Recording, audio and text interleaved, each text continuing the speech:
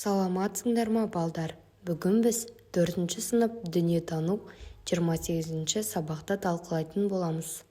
Видеоны көрмес алдын арнаға жазылып кетіңіз. Тоқтар Әубәкіров қазақтың тұңғыш ғарышкері. Сен Тоқтар Әубәкіровтің ғарышқа қосқан үлесі туралы білесің. Сен Қазақстанның ғарышты игеру саласының жетістіктерін сипаттауды үйренесің. Тірек сөздер: ғарыш, ғарыш айлағы, дыбыстан жүйрік ұшақ. Ақын Олжас Сүлейменов адамға табын. Жер енді поэмасында адам баласы неге жұлдыздарға ұмтылды деген ой тастайды.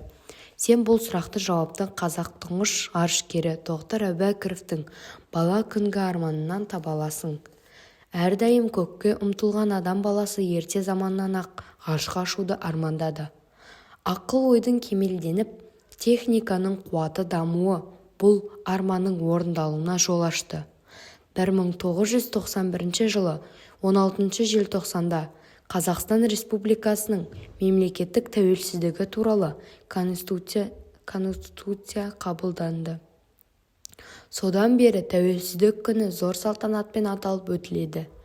1991 жылы 2 қазанда Байқоңыр ғарыш айлағының тұңғыш рет қазақ ғарышкері Тоқтар Әубәкіров ғарышқа ұшты. Кейін ғарышкерлер қатарын Талғат Мұсабаев, Айдын Айымбетов толықтырды. Тоқтар Әубәкіров алдына қойған мақсатына жете алатын батырдың айқын үлесі. Ол бала кезінен ұшқыш болуды армандады. Атақты ұшқыштар Талғат Бигелдинов пен Нұркен Әбдіровты үлгі тұтқан. Тоқтар 18 жасында Қарағандыда ұшқыштар үйірмесінде жаттықты. 1965 жылдың маусында бірінші рет ұшақпен көкке көтерілді. Қатты қуанғаннан "Мен құстай самғап келем, менің қанатым бар" деп айғайлаған екен.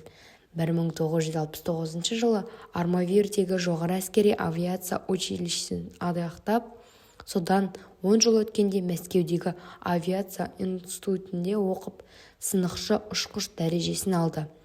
Тоқтар көптеген ұшқыштарды сынақтан өткізді. Жылдамдығын дыбыстан жоғары ұшақтарды да басқарды. Тоқтар әлемдегі ең үздік сынықшы ұшқыштардың ондығына қосылды. Жаңа авиация техникаларын сынақтан өткізу барысында көрсеткен ерлігі үшін 1988 жылы Тоқтар Әубәкіровке Кеңес одағының батыры атағы берілді. Ол 1991 жылы Юрий Гагарин атындағы ғарышкерлердің даярлайтын орталықта жаттығулар өткізілді. Тұңғыш ғарышкер Тоқтар Әубәкіров ғарышқа ұшқан ерлігі үшін Қазақстан Республикасының халық қаһарманы ордені берілді. Мен ғарышқа атақ үшін ұшқан жоқпын. Менің халқым ғарышқа барып келген ұлым бар деп мақтанса екен дедім. Осы сөзім маған жігер берді. Ғарыш кемесі бұйрық бойынша орыннан қозғалған сәтте мен, халқым менің, сен үшін бәріне дайынмын дедім. Осы эпизодтан Тоқтардың бойында қандай асыл қасиеттерді байқадың? Еліне деген махаббатын, шыншылдықты, батырлықты, ерлікті байқауға болады.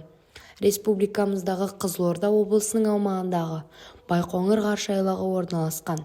Адамзат алғаш рет ғарыш кемесінен осы жерден ғарышқа ұшқан. Жасанды жер серіктері де осы айлақтан ғарышқа көтеріледі. Ғарышты игеру ел экономикасы үшін аса маңызды. Ол Қазақстанның әлемдегі ғарыш державалардың қатарына қосылуына жол ашты. Жұппен жұмыс істеп отырып, Тоқтар Әубәкіровтің өздеріне ұнаған адами қасиеттерін атаңдар. Ғарышкерге ұқсағыларың келеме, себебін түсіндіріңдер. Бұл жерде маған Тоқтар Әубәкіровтің батылдығы мен еңбекқорлығы ұнайды. Ғарышкерге ұқсағым келеді. Себебі ол білімді, батыр және елін мақтан етті. Адамның арманға апаратын жолын биік шыңмен салыстырады. Тоқтар арманына жету үшін қандай қадамдар жасады? Тоқтар Әубәкіровтің өмір белестерін сызба түрінде бейнелеңдер.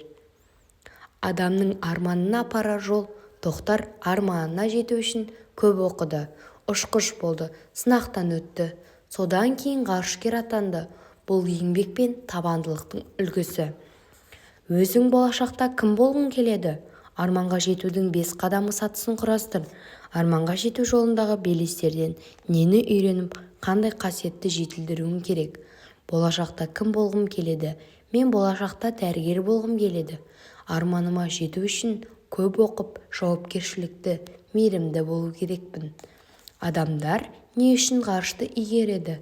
Адамдар ғарышты зерттеу, жаңа мәліметтер алу және болашақта өмір сүруге болатын жер іздеу үшін игереді. Ғарышқа қарағанда жеріміз сондай әдемі, бірақ адамдар ғарышқа сол әдемілікті қызықтау үшін ұшпайды. Қалай ойласыңдар? Адамдар ғарышқа не үшін ұшады? Адамдар ғарышты жерді зерттеу, жаңа мәліметтер алу және болашақта өмір сүруге іздеу үшін ұшады. Ғарышкерге тән қасиеттерді зерттеп жаз. Ғарышкерлерге батылдық, денсаулық, білім, табандылық және де жауапкершілік қажет. Видео ұнаса арнаға жазылып кетіңіздер. Сау болыңыз.